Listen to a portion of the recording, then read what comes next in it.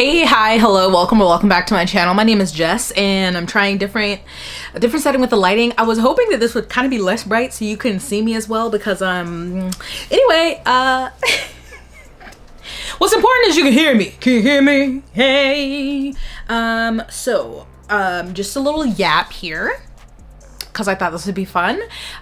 Something short and sweet, but you know when people are like, you couldn't pay me enough to read this book or to do said thing. And then I'm like, wow, I mean, times are tough, so somebody could pay me. So anyway, I was coming up with a list of books that like first I started you couldn't pay me to read, and then I was like, wait, it'd be kind of funny to do you could pay me to read. Obviously, I'm not expecting anyone to do that. If somebody does it though, it'd be funny and I would read the book. So if you want to do that, I have like a buy me a coffee. You would just need to put the book name there, and if you meet my price, I'll read it and review it for you.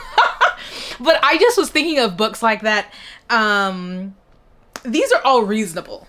Okay, this list, well, it'll go from reasonable to outlandish. I'll try to keep it in the order of that because like some things, I wouldn't say you can't pay me enough money to read anything really, because who am I to turn down money? But some things like, oh, maybe I don't want to read this little romance book. Let's say you pay me $20, I would read it. Versus, oh, I don't want to read this massive, long, raggedy tome that I've heard is terrible. You know, that's going to be more. That's kind of the gist of the video, but this is all for fun. Like, I do not expect anything. But if anything comes out of it, hey, I'd be appreciative and I will read the book. So let's go. These are simple. Any other Emily Henry book? Because I have read 3 now, well 2 full, I DNF'd 1, and I like her writing. I think her writing is good, but when I want to romance, she's not who I think of. It's just not satisfying to me. There's the personal stories of the characters feel like they override the actual romance of the story, and so that one is like, okay, I just do not seek her out anymore. But it's not like they're badly or poorly written books. I'm just like, when I want romance, I'm not going for Emily Henry. Another that's kind of similar but not romance is Taylor Jenkins Reid. I read the, what's that one everybody was yapping about? You know it, I'll put it here. I can't think of what it's called. And then I read one that was like before she got very popular, and I think I read another one and I might have DNF'd it. She does not call to me like she calls to other people, but again, it's not something that it would be a terrible time. I don't think she's like the worst writer. The books don't seem egregiously long, and I know a lot of people have enjoyed a lot of the audiobooks, but for me, when people are excited about her new release, I'm like, and I just don't care. So, you know, low, it's not high stakes, you know what I'm saying? Not a high cost. So some of these I wrote down and then I'm like, who are these books by? But anyway, I have Wild Love by Elsie Silver. Now, I don't know much about this author. I think they're like cowboy romances. I think it's a white author, and I just feel like I probably would be like, from like, to like I was with Lila Sage. Like, I probably think the writing was decent, it's fun enough, but like the romance probably wouldn't be. I just keep seeing them pop up and I'm like, it's not something I'm gonna reach for, but like if somebody wanted me to read it, okay, I would read it. But I know there's multiple, I think maybe the 3rd or 4th one is coming out, but every time I see it, I'm just like, huh. And I've even seen it on Kindle Unlimited and I'm like, no, you know, it's just like, I'm not seeking it out, but it's not the worst thing. I think in that same vein is also, who is this by? I think Anna Huang, Twisted Love. I see her mentioned a lot, and some of these also that are mentioned a lot, sometimes it's the people who are mentioning them, and I'm like, you and I either don't have similar taste, or I just overall don't trust your reading taste. So when people are like raving about these books by these authors, I'm like, okay, I don't think that's for me. So, you know, I don't think it would be the worst experience. It could be, but I don't think so. It's just like, out of all the other books that are out there that I want to give a try, these are very low. I can name endless romantasy books. I won't, to save time, to not shit on the entire genre, but I feel like so many of them I can't even distinguish because they all have these hideous covers and these complex names, and like I've read some and DNF some, and I'm just like, I don't think the romance is good, neither is the fantasy part. So the romance is not working. One of those, and I don't even know the name of the book because literally in my notes, I have A Bridge of Better Butter, Jennifer Aren't Out. They're supposed to be Jennifer L. Armentrout. I'm literally, I want you to see that. A Bridge of Better Butter, Jennifer Aren't Out. That's literally what it says. But a kingdom of rose and ash of burning and fire, whatever. I literally was looking her up and there's like, they all look the same. Every single cover is like black, gray, red, flower, maybe a sword. I'm just like, what?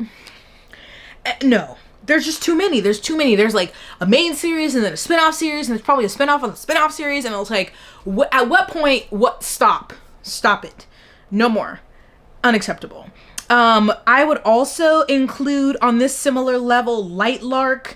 It just looks very mediocre. The cover, we never heard about the story. I don't know her, but I'm gonna say the author. That's rude, but it's true. That's not something I pick it up unless somebody specifically requested it, but it just looks whack. What am I gonna, you know what I'm saying? In the same vein, Powerless. That people love to come onto the internet and tell the author, not the author of Powerless, but the author of the book, people have said she's copied, allegedly. Victoria Aveyard, who wrote Red Queen, and people are like, this is an exact copy of Powerless. When Red Queen came out in like, what, 2015, 2016? And Powerless came out in like 2021, 2022? Anyway, it sounds terrible, and that part right there with the fans constantly going under Victoria Aveyard's post and claiming that she copied a book that came when her book came out first. Her series was finished before Powerless was even published. No. You can throw in Assistant to the Villain too, mainly because of that fuck ass cover. Ooh, I hate that cover so much. I hate the font. I hate all the things. It sounds terrible. No, thank you. Unless somebody directly requested it and was like, here's the money, that I would do it. Moving up in levels, we're getting more expensive here. What is this? This says If Not For My Baby. I don't even know what that is. If Not For My Baby. Oh my God. It's that damn Hosier fanfic romance. I'm not reading that because that's weird. No, thank you. That's it. I don't know why. Ew. Actually, I should have put that further up because no, thank you. The Secret History by Donna Tartt. I have tried and DNF'd this book like 3 or 4 times. I've tried the physical. I've tried the audiobook, which is one of the worst things my ears have ever heard in my entire life. I hate it. And I kept trying to make myself read it because I do love the subgenre, the vibe of dark academia. And, you know, this is people's like pinnacle when they say, what's the dark academia book? So I was like, I have to read it. I have to know the book. No, I eventually gave up. It's just, I can't do it. Not of my own free will, not for free. I can't. And I haven't taken the time to investigate Donna Tartt. I've heard things about her. I wouldn't be surprised. She can kick rocks. No thanks. You might as well add her other books to the list, but I'm really no on The Secret History. Here we go. This is like a batch of like dark romances that I haven't read that I wonder if would be better characterized as like horror, like erotic horror or something. I don't know if these books would fall into that. If they're not as dark as some, but there's been conversations of people labeling things as dark romance when they really should be like horror, like with erotic content in them. So again, I haven't read these, but that's what my brain is thinking. And I'm like, I just don't think I would have a good time. And that would be Den of Vipers. I don't know if that goes in here. Corrupt, Lights Out, The Ritual, insert anything Rena Kent has read. I said has read. Insert anything Rena Kent has written. And now I could be incorrect about my categorization of those books. But I just feel like, although I can enjoy a toxic love interest, Actually, I don't know if I can. I can in fan fiction. And I feel like maybe old Jessica used to be able to tolerate it. I don't know if I would be able to now. Did I say Haunting Adeline? Add that in there too. I don't know if I did, because I just don't know if I could do it. And you may be like, Jessica, those are all very different books, but like I see them grouped together on a table at Barnes & Noble. I see them recommended under post on Goodreads, or I see somebody say, if you like this one, read this one, or they're like recommending them together. So they're all mushed together in my brain. And maybe they're like this excellent mesh of toxicity to a good romance. I'm just not buying it. I don't know. And Miss Rena can't get smushed in here just because the people who be talking about her and really riding for her be some questionable people. So I'm like, I don't know if I belong over there. I'm gonna add in here Saving 13, if that's what it's called, Binding 13, Growing 13 by Chloe Walsh. Again, the people. These were the same weirdos who made AI generated video of the characters who were underage and then thirsting over them.